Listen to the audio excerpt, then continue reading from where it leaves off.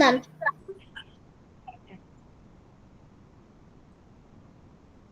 অগাধ সংশয়া অম্বোধিম সমুত্তরম তারিণীম বন্দে বিচিত্রার্থ পদম চিত্তাম তাম গুরু ভারতী। গুরু, পরম গুরু ও সভাগণ সদস্যকে আমার প্রণাম জানিয়ে এবং ধন্যবাদ আনতে আজকে আমার বক্তব্য শুরু করছি। আগে বলুন, একটু শোনা যাচ্ছে তো? সব ঠিকঠাক ভয়েস আসছে পুরো? হ্যাঁ ম্যাম। ঠিক আছে, ঠিক আছে। হ্যাঁ, আজকে আমার আলোচ্য বিষয় হচ্ছে নাট্যকাত্মা through dance, the application of dance. কিভাবে নাট্যকাত্মা আমাদের নাচের মধ্যে দিয়ে আসছে। এটা বলতে গেলে প্রথম আমাকে একটু নাট্যশাস্ত্র সম্পর্কে বলতে হবে। যতটুকু আমার জ্ঞান আছে, স্বাভাবিক, খুবই সামান্য, তাও আমি আপনাদের সামনে সেটুকু বলার চেষ্টা করছি। নাট্যশাস্ত্রের চতুর্থ অধ্যায় তাণ্ডব লক্ষণ, এতে করণের কথা রয়েছে। আচ্ছা, তার আগে বলি নাট্যশাস্ত্রকে বলা হচ্ছে পঞ্চম বেদ। কেন পঞ্চম বেদ? এটা একটা প্রশ্ন। এই ব্যাপারে বলা যাচ্ছে একটা টাইমে যখন সত্যযুগে এবার দেবতারা গিয়ে বলছেন দেব ব্রহ্মাকে যে হে দেব, আমাদেরকে এইরকম একটা ক্রীড়ার উপাদান দিন। ক্রীড়া মানে খেলার উপাদান বলতে পারে, যা দিয়ে আমাদের দৃশ্য এবং শ্রবণ দুই হবে, দেখাও যাবে শোনাও যাবে। তাই এই ধরনের একটা কিছু আমাদের স্বয়ং ব্রহ্মাকে গিয়ে বলছে আমাদের দিন। কারণ এর মধ্যে একটা কারণ আছে, সেটা হচ্ছে বেদ। বেদ এরকমই, বেদ ব্রাহ্মণরা ছাড়া, ঋষি ব্রাহ্মণ ছাড়া অন্য কেউ শুনতে পারতেন না। বেদ তো শ্রুতি, সেটা সম্ভব ছিল না তখন। এবং কারা শুনতে পাচ্ছে? বেদের একটা অধিকার আছে। ব্রাহ্মণ ঋষিদের মধ্যে ওটা কিন্তু ভেদ আছে, ঋষিরা তো পারছে, ব্রাহ্মণদের মধ্যে ভেদ আছে। কি ধরনের ব্রাহ্মণ? যারা কিনা নিত্য ব্রাহ্মণের যে কর্ম সেগুলো পালন করে, তারাই শুধুমাত্র পারবে, কিন্তু যারা করে না তারা কিন্তু পারবে না। সে দ্বিজরা কিন্তু বেদ শোনার অধিকারী নয়, বেদ পড়া বা শোনার অধিকারী নয়। তাহলে কি হবে? তাহলে সাধারণ মানুষ এবং সেই ধরনের ব্রাহ্মণরা কি এই সম্পর্কে কিছুই জানবে না? তাহলে এরা কি করবে? এবং তখন দেবতারা, ঋষিরা গিয়ে ব্রহ্মার কাছে বলে আমাদের এরকম কিছু দিন যাতে আমরা শ্রবণ করতে পারি এবং দর্শন করতে। তখন ব্রহ্মা বলেন তথাস্তু। ব্রহ্মা তথাস্তু বলে দিয়েছেন। সেই মতো একটা কিছু তো ভাবতে হবে এবং তৈরি করতে হবে। এইবার এলো পঞ্চম বেদ, যাকে বলা হচ্ছে নাট্যবেদ। নাট্যবেদে কি আসছে? আপনার দৃশ্য এবং শ্রবণ। তার মানে দৃশ্য হতে গেলে দর্শনের মতো কিছু করতে হবে, তাতে একটা পরিশ্রম আছে। এবং শ্রবণ হতে গেলে তার সুর আর গান এরকম কিছু করতে হবে, তার জন্য একটা পরিশ্রম আছে। তো এই পরিশ্রমটা কে করবে? দেবতারা তো স্বর্গে বাস করে, আরামে আছে বলে ও বাবা ও আমরা পারবো। ঋষিরা বললো আমরা তো যোগ ধ্যান করি, তাহলে এই সমস্ত আমরা কি করে পারবো? তখন ব্রহ্মা ভাবলেন এ তো ভীষণ চিন্তা। তখন উনি ভরত মুনিকে ডেকে পাঠালেন। ভরত মুনি তার শত পুত্র এবং শিষ্য নিয়ে এই কাজে এগিয়ে এলেন। আসার পর শুরু হলো আমাদের নাট্যবেদ। নাট্যবেদে কি আছে? এই নাট্যবেদ মানে যেটাকে আমরা বলছি নাট্যশাস্ত্র। নাট্য মানে কিন্তু একটা কথা মনে রাখতে হবে, নাট্য মানে কখনোই নাটক নয় শুধুমাত্র। নাটক মানে যা আপনারা শ্রবণ করছেন, যা আপনারা দর্শন করছেন, মানে যা অভিনয় করে দেখাচ্ছেন, এর সাথে রয়েছে আপনার নাচ, গান, অভিনয়, বাদ্য, সঙ্গীত, এমনকি stage making, lighting, each and everything যা কিছু প্লে হয় সবটাই হচ্ছে নাট্যের অংশ। এই নাট্যবেদ বা নাট্যশাস্ত্র এইখান থেকে শুরু হলো ভরত মুনির কাজ। ভরত মুনি তার শতপুত্র বা শিষ্য লইয়ে এই কাজে মনোনিবেশ করবে এবং শুরু হলো তাদের অধ্যায়। এটা গেল নাট্যশাস্ত্রের মূল বক্তব্য। এবার আমরা তারা যা অধ্যয়ন করেছিল, আপনি নাটক করুন, নাচ করুন, গান যা কিছুই করুন না কেন, সেটা আঙ্গিক হলো, আঙ্গিকই হোক এবং বাচিকই হোক, সবটাই কিন্তু নাট্যশাস্ত্রের অন্তর্গত হতেই হবে। প্রত্যেকটি কথা, প্রত্যেকটি ব্যাখ্যা এই নাট্যশাস্ত্রে দেওয়া আছে। নাট্যশাস্ত্রে, ভরতমুনির নাট্যশাস্ত্র বলতে গেলে তার সাথে কিন্তু আপনার চলে আসছে একজনের কথা বিভিন্ন, সেটা হচ্ছে অভিনবগুপ্ত, যার টিকা ছাড়া আমরা কোনোভাবেই এই নাট্যশাস্ত্রকে বুঝতে পারতাম না বা আমাদের জ্ঞাতব্য হতো। সুতরাং আমরা কখনো অভিনবগুপ্তকে বাদ দিয়ে নাট্যশাস্ত্রের কথা ভাবতে পারি। এবার আমি যাই আমার পয়েন্টে। আমার পয়েন্ট হলো নর্তকার। তা নর্তকার বলতে গেলে প্রথম আমাকে যে দিকটায় যেতে হবে, নাচের অংশ। যেহেতু ডান্স আমার সাবজেক্ট, আমি নৃত্যের দিক থেকেই নাট্যশাস্ত্রকে গ্রহণ করে আমি ধীরে ধীরে সেই দিকে যাচ্ছি। প্রথম হচ্ছে আমার নাট্যশাস্ত্র করতে গেলে করণের কথা বলতে হবে।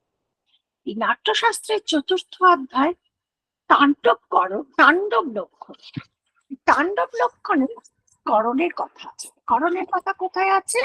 নাট্যশাস্ত্রের চতুর্থ অধ্যায়। নাট্যশাস্ত্রের 36 থেকে 37টা অধ্যায়, তো অতটা অধ্যায় আমি অতটা না গিয়ে আমি আমার চতুর্থ অধ্যায় যেখানে করণের কথা বলা আছে সেই অধ্যায়টা আলোচনায় যাচ্ছি।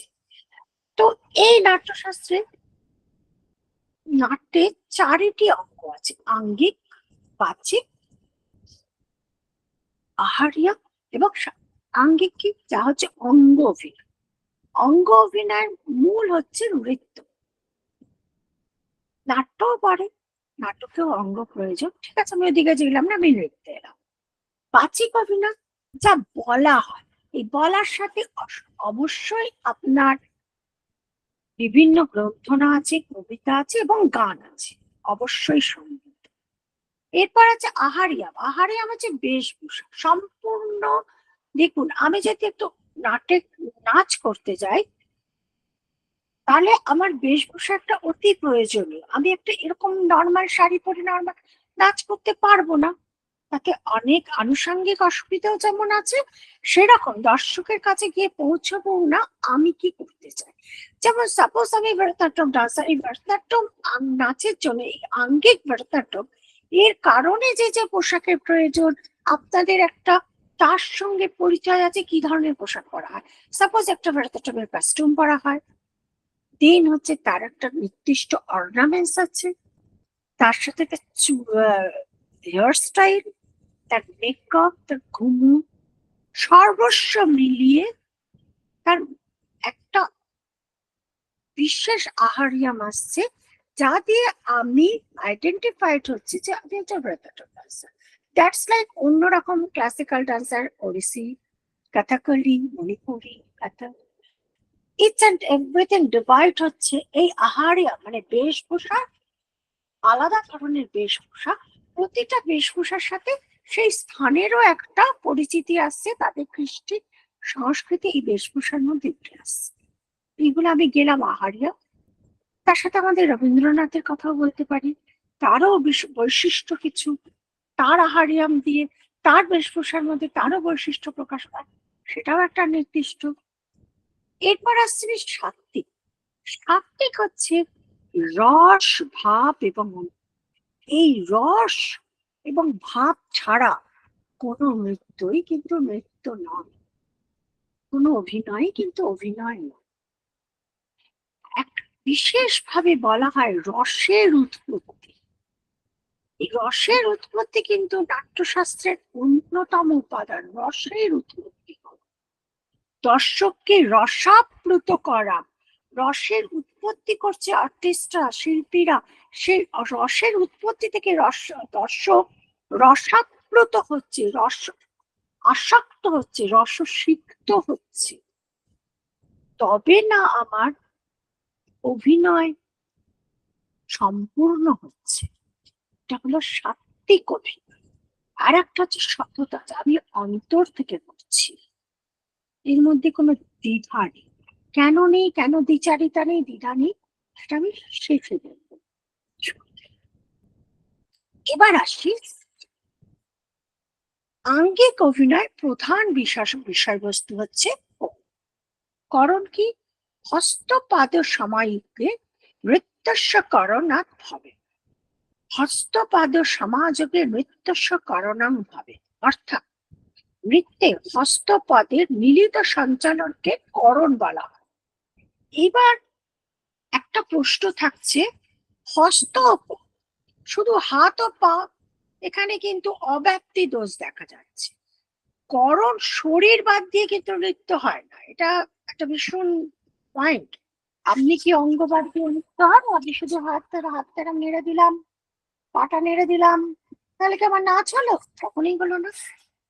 কিরকম ভাবে নৃত্য হবে?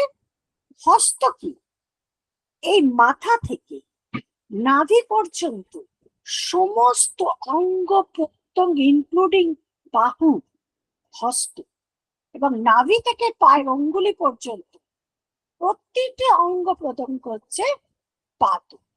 মূল 5টি অঙ্গ: শির, শিরোভেদা, উরুভেদা, পুরোভেদা, পার্শ্বভেদা, কোটিভেদা এবং পাদভেদা উইথ বাহু কাটবার। এই হচ্ছে মূল অঙ্গ। বাকি সমস্ত উদরভেদ, পুরুভেদ, জাঙ্গাল এটসেট্রা হচ্ছে প্রত্যঙ্গ। এই অঙ্গ প্রত্যঙ্গ ভেদ দিয়ে, এবং হস্তের মধ্যে কি রয়েছে? হস্তভেদের মধ্যে আমরা আসছি, যে কথাটাকে আমরা মুদ্রা বলি, সেটা অ্যাকচুয়ালি মুদ্রা না, সেটা হচ্ছে হস্ত প্রকারণ, সংযুক্ত, অসংযুক্ত এবং নৃত্যহস্ত। এই হচ্ছে মুদ্রা, যেটা মুদ্রা না বলে আমরা বলবো হস্তভেদ। কারণ এই হস্তভেদের দ্বারা মনের ভাব প্রকাশ করা হচ্ছে। নৃত্যহস্ত হচ্ছে, নৃত্যহস্ত এছাড়া আছে পাদভেদ, অর্থাৎ চারি, স্থানা, স্ত্রী স্থানক এবং পুরুষ স্থানক, এবং চারের মধ্যে আছে ভূমিচারী এবং আকাশচারী। এই সমস্ত কিছু মিলানে তৈরি হচ্ছে করণ। করণ কিন্তু কোনো স্ট্যাটিক ফিগার না, এটা কিন্তু একটা ভীষণ পয়েন্ট। কারণ হচ্ছে এটি কোরিওগ্রাফি, যে সমস্ত কিছুকে নিয়ে হস্ত, পাদ, স্থানক, চারি, এই সমস্তটা এবং নৃত্যহস্ত পুরোটাকে নিয়ে একটা কোরিওগ্রাফি। তারপরে আমরা মন্দিরের গায়ে যে স্ট্যাটিক ফিগারটা দেখছি, এটা কিন্তু একটা কোরিওগ্রাফির মাধ্যমে ওই মূল ফিগারটা এসে উপনীত হচ্ছে। এরপর আমরা আসছি করণের বিশেষ দিকে। শিবসূত্রে কিছু বিশেষ মূল কথা বলা আছে, সেটা হচ্ছে নর্তকাত্মা, রঙ্গ অন্তরাত্মা, প্রেক্ষকানি ইন্দ্রিয়ার যথাতত্র তথা অন্যত্র। প্রথম কথা হচ্ছে নর্তকাত্মা। ধরুন নর্তকাত্মা কিরকম, এই নর্তকাত্মা এবার আমি ঢুকছি। প্রথম কথা নর্তকাত্মা কি, ও তার আগে আমি নর্তকাত্মায় যাওয়ার আগে আমি একটা পয়েন্ট মিস করে গেছি, সরি। একটা ব্যাপার, আমি রসের কথা বলছি। এই রসের কথা কেন বলছি, এইগুলো থেকে না গেলে, আমি নর্তকাত্মায় ঢুকলে আপনারা কিন্তু কিছু বোঝার অসুবিধা। রসের কথা কিরকম? রসের উৎপত্তি, এই রসকে অনুভব করেই কিন্তু শাস্ত্রের মূল রস। এবং আমি নৃত্য শিল্পী হিসাবে রসের উৎপত্তি এবং ভাবের স্থাপন একটা মূল জায়গা। ভাব যদি না থাকে, রস যদি না থাকে, কোনো অংশে সেই নাচটা মূল নাচ হতে পারে। আর রস কিরকম? রস এরকম নয় যে ওই আমাদের যে নবরস আছে, আগে ছিল অষ্টরস, শৃঙ্গার,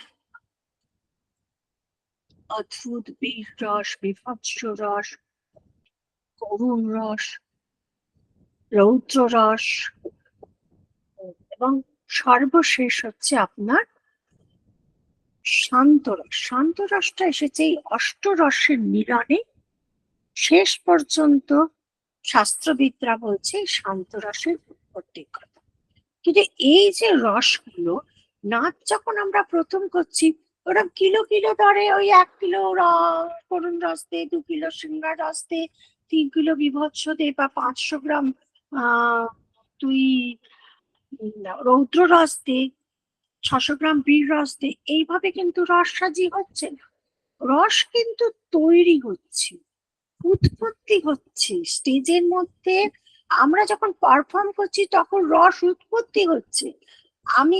আমি সাপোজ আমি যখন কৃষ্ণপ্রিয়া মীরা করছি, তখন কিন্তু আমার মধ্যে ভক্তি রসটা আসছে, কৃষ্ণের প্রতি আকুলতা, এই থেকে আমার যে ভক্তি রসটা উৎপন্ন হচ্ছে, সেটার জন্য আমি কিন্তু আগে প্রিপেয়ার্ড নই। বা কৃষ্ণের মধ্যে প্রতি যে প্রেম, মীরার কৃষ্ণকে যে স্বামী রূপে দেখতো, তার প্রতি যে প্রেম, সেই যে শৃঙ্গার, বা রাধা কৃষ্ণের যে শৃঙ্গার, তারা কিন্তু শৃঙ্গার করার জন্যই রেডি নয়। কৃষ্ণের কাছে রাধা গিয়ে তার যে ফিলিং, এইখান থেকে শৃঙ্গার রসের উৎপত্তি হচ্ছে, এবং সেই ফিলটা দর্শক করছে, দর্শক রস আপ্লুত হচ্ছে। আমি যদি মীরার কাছে যাই, তার অপর দিক রিইনকার্নেশন বলা হয় রাধা। আমি যাচ্ছি মীরা, মীরা যখন নিজে বৈষ্ণব, সে ওই বৈষ্ণব কালচার থেকে যখন সে আসছে শাক্ত কালচারে, তার শ্বশুর বাড়িতে, যেখানে তাকে বলা হচ্ছে, আমি এই সিনটা দেখাই, যে তুমি মাংস রান্না করো, করে বন্টন করো সকলের মধ্যে। মীরা কিন্তু খুব স্টেডিলি দাঁড়িয়ে নতুন শ্বশুর বাড়িতে রাজপুরোহিতের মুখের উপর বলছে, আমি বৈষ্ণব, আমি মাংস রান্না করব না, আমি নিরামিষ, আমি বৈষ্ণবী। এই যে রসটা, সেটা কি? বীর রস। সেই মুহূর্তে তার মধ্যে উপস্থিত হচ্ছে বীর রস। সে দর্শকের কাছে বীর রূপে নিজেকে প্রতিষ্ঠিত করছে। দ্রৌপদীর যখন বস্ত্রহরণ হচ্ছে, সে যখন ভেঙে পড়ছে, সে যখন জোর গলায় বলছে, তোমরা সব কেউ পুরুষ নয়, তোমরা কাপুরুষ, আমার পঞ্চস্বামী কাপুরুষ, কেউ আমায় রক্ষা করতে পারো না। সে যখন শাস্ত্র বাক্যগুলো উচ্চারণ করছে, দ্যাট ইজ দ্য বীর রস। কোথাও করুণ রস না, বীর রস। এটা আস্বাদন করছে দর্শক, দর্শক রস আস্বাদন করে। আমরা বলি শাস্ত্রে, দর্শক অভিনয় দেখবে, দর্শক নাচ দেখবে, নাচের ডান্সারদের প্রতিটা শ্বেত বিন্দু, নাচে যে আমরা খামি ঘর্মের যে শ্বেত বিন্দু, সেটা অব্দি দর্শক অনুভব করবে। তবে আমরা দর্শকের অন্তরে গিয়ে পৌঁছতে পারবো। সে চেয়ারে বসে ফিল করবে আমি কি করছি।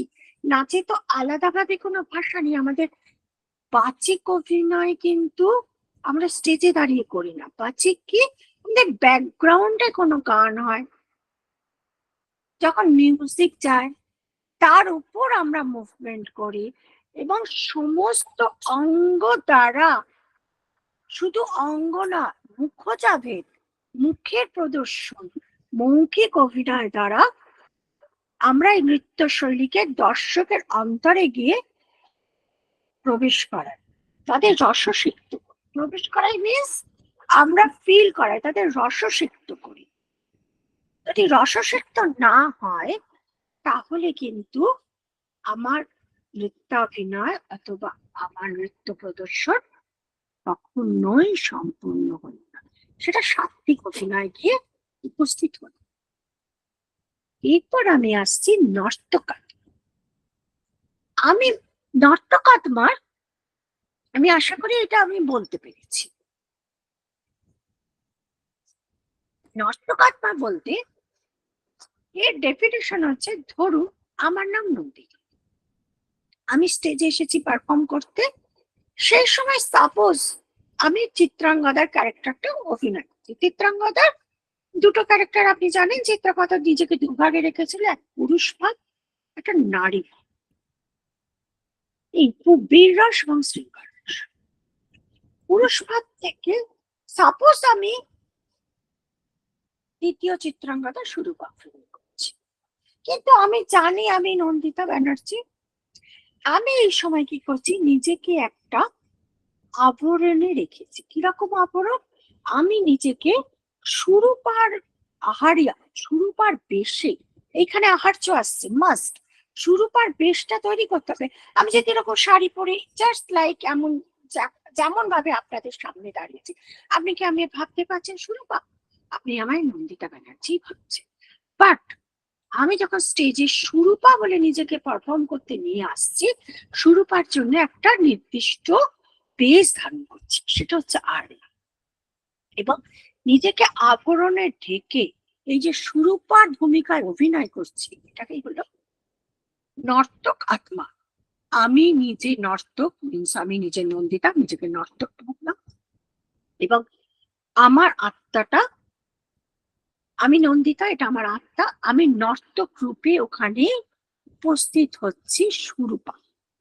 এই হলো আমার নর্তক। পরবর্তী করে যাচ্ছি শিব, এবং শিব হচ্ছে এক এবং অদ্বিতীয়, যে নিজেকে বহু রূপে বিস্তার করেছে আমার এবং আপনাদের মধ্যে। এই প্রত্যেকটি জীবন ও অস্তিত্ব এক একটি নাট্য। এই বিশ্বটা একটা বড় নাট্য, যার নর্তক হচ্ছে শিব। আমি কি করে কোথা থেকে কোথায় গেলাম? প্রথম নাটক যে ছিলাম আমি নিজে, এরপর নাটক কাকে বলছি? শিব। নর্তকাত্মা বোঝাবার জন্য আমি শিবকে আনছি। এই বিশ্বটাকে কি বলছি? একটা বড় নাট্যশালা। আপনি বুঝুন, এই বিশ্বটা, সারা ব্রহ্মাণ্ডটা ভাবুন নাট্যশালা। আর শিবকে নর্তক একা। এই নাট্যশালা, কারণ এই শিব একাই আছেন, তাই সে নিজেই রঙ্গমঞ্চ হিসাবে নিজেকে বিস্তার করেছে। এবং এই অন্তরাত্মা বা পরমাত্মা হলেন রঙ্গ। এই রঙ্গে যে নৃত্য হয় তা হচ্ছে তাণ্ডব। অর্থাৎ শিব নিজে যে নৃত্য করেন, আপনারা জানেন শিব তাণ্ডব নৃত্য করেন, সেই তাণ্ডব নৃত্যই হচ্ছে করণ। তাহলে আমরা কি বলি? শিবের তাণ্ডব নাচকে বলি করণ। তাহলে অ্যাকচুয়াল ব্যাপারটা কি দাঁড়ায়? এই বিশ্বটা হচ্ছে একটা প্ল্যাটফর্ম, যা হচ্ছে রঙ্গমঞ্চ। তাতে কি অভিনয় করছেন একা শিব।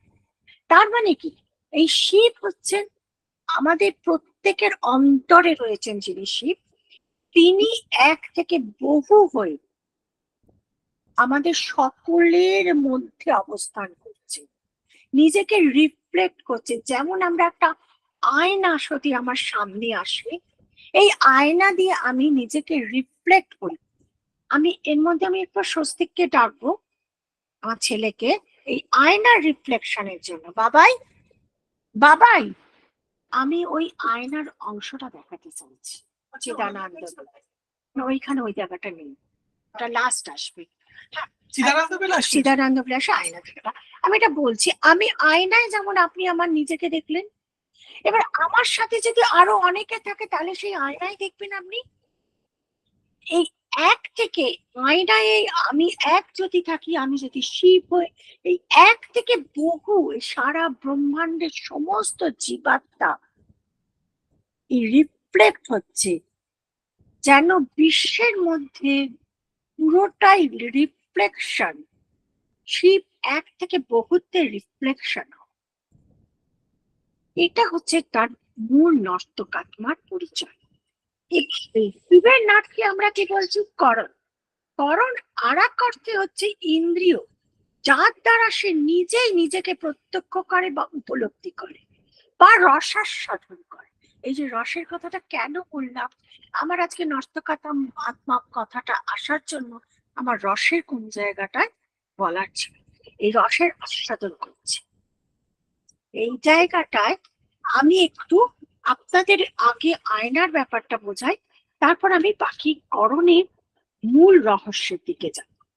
তাহলে আপনারা নর্তকাত্মাটা আরেকটু সুন্দর করে বুঝতে পারবেন। আচ্ছা, এটা কি দেখা যাচ্ছে ঠিকভাবে? আসছে কি? হ্যাঁ, এখানে কতটা ভালো আসবে আমি জানি না, দেখছি তারা। আমি জায়গাটা বলে দিতে, ওখানে আয়না ধরছে, আয়না ধরছে।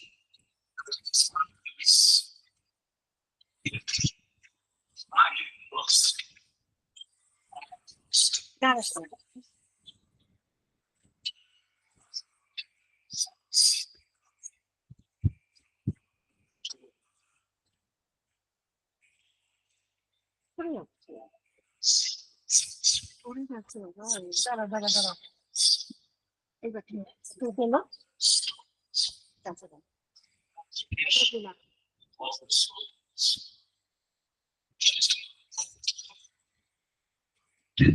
চলে যাচ্ছে, চলে যাচ্ছে। এই হয়ে গেছে।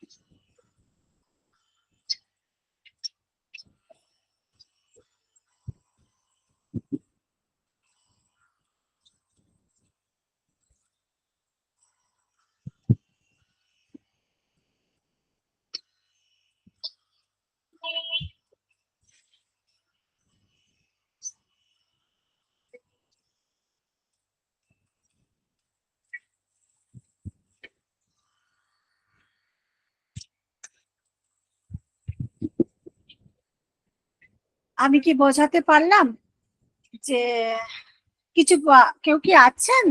সব আছে আছে। হ্যাঁ, আমি একটু জানতে চাইছিলাম। হ্যাঁ, খানিকটা বোঝা গেছে। হুম। এটা হয়তো সাউন্ডটা এলে পরে আরেকটু ক্লিয়ার হতো সকলের কাছে। আমি ওটুকু যদি পাঠাতে পারি পরে দেখছি। একটু সাউন্ডটা যদি পাঠিয়ে দেন খুব ভালো হয়। ম্যাডাম এটা কি ওই ভিডিওটাই? না, ওটা না, ওটা আমি পরে দিচ্ছি চাইছি। হ্যাঁ, এটা হচ্ছে আয়না দিয়ে যে রিফ্লেক্টের কথা বললাম, মানে প্রতিবিম্বিত হচ্ছে শিব এক থেকে বহুত্বে। এবার আমি আসবো করণের বিশেষ দিক। এর মধ্যে করণ শুধু কি নাচ তা তো নয়, শিবকে তাণ্ডব যে করণ, শিবকে তাণ্ডব নেচে পৃথিবী সৃষ্টি করেছিলেন যে কথাটা আসে সেটা কি নাচ? শুধুমাত্র নাচ নয়, এর মধ্যে একটা বিশেষ রহস্য আছে, যে রহস্য কিন্তু অভিনবগুপ্তের নাট্যশাস্ত্রের ভাষ্যকার যিনি, তিনি এখানে এই ভাষ্যটি রচনা করেছেন। এইটা দিক থেকে আসি যে এই প্রত্যেকের ভিতরে সমস্ত সূক্ষ্ম রহস্য কি আছে। আর একটু গভীর ভাবে ভাবলে বোঝা যায়, শিব যখন নিজের 108 করণ তণ্ড ঋষির দ্বারা ভরত মুনির কাছে প্রকাশ করেছিলেন, তখন নাট্যশাস্ত্রের মধ্যে লুকিয়ে থাকা এই অদ্বৈতবাদ এই করণের দ্বারাই প্রকাশ হয়। মানে মূল কথাটা কি? অদ্বৈতবাদ। আমি এবং আপনি আলাদা নয়, আমি এবং আপনি, আমি এবং জগৎ এক। এই অদ্বৈতবাদই হচ্ছে মূল বক্তব্য আমার, যা এই করণের মাধ্যমে প্রকাশ পেয়েছে। না হলে একাশি বিশ্ব তৈরি করেছে, এটা কিভাবে সম্ভব? যেহেতু আমি এবং আপনি বা আমি এবং বিশ্ব এক, তখনই কিন্তু এই কনসেপ্টটা ক্লিয়ার যে একা কখনোই নয়, ওনার মধ্যে থেকে বহু প্রতিভাত হচ্ছে। সেই কারণে নর্তকাত্মার সাথে নাচের একটা এই জায়গায় যোগাযোগ। নর্তকাত্মা মানেই নাচ, নাচ মানেই নর্তকাত্মা, আলাদা কোনোটাই নয়। এটাই হচ্ছে আমার মূল বক্তব্য। এইবার শিবের যে উপলব্ধি, আপনি যদি ভিডিওটা একটু আমার প্লে করেন তাহলে আমি এই উপলব্ধিটা বুঝতে পারি, বোঝাতে পারি কিরম ভাবে আমরা এক থেকে বহুত্বে শিবকে নিজের মধ্যে অনুভব করছি, শিবকে আমি নর্তকাত্মা বলে আরো বেশি করে বোঝাতে পারছি।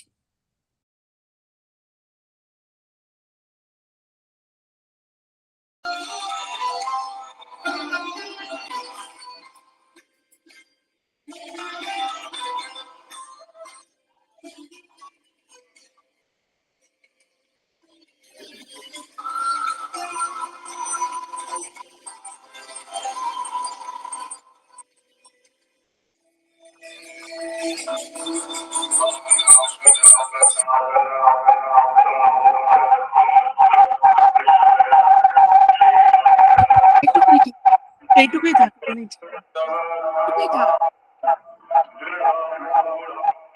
স্টপ করে দিন।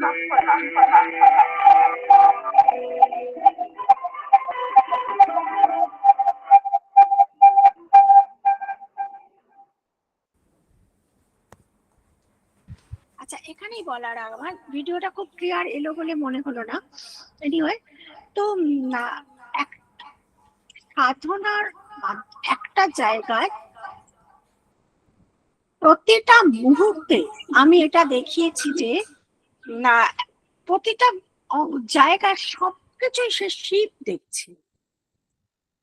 না, যিনি নর্তক তিনি সবকিছুকে শিব উপলব্ধি করছে, সবকিছুর মধ্যেই যেন শিব শৈব ভাব রয়েছে। এইখানে মূল উপলব্ধি এবং এক থেকে বহুত্বের পরিচয় সেখানেই আসছে। আমি অহং ব্রহ্মামি যে কথাটা সবসময়, অহং ব্রহ্মাস্মি যে কথাটা বেদের মূল বক্তব্য, সেটা কিন্তু এইখানেই আসছে। আমি নিজেকে শিব রূপে উপলব্ধি করছি, আমার নিজের মধ্যে থেকে শিব প্রতিভাত করছে। এখানেই হচ্ছে নর্তকাত্মার মূল জায়গা, যেখানে নাচের অ্যাপ্লিকেশন। নাচই যে আমাদের মোক্ষ প্রাপ্ত করে, নাচই যে স্বয়ং ব্রহ্মত্বে লীন করে, তার একমাত্র উদাহরণ হচ্ছে এই জায়গায়। তো এটাই হচ্ছে আমার আজকের দিনের মূল বক্তব্য ছিল।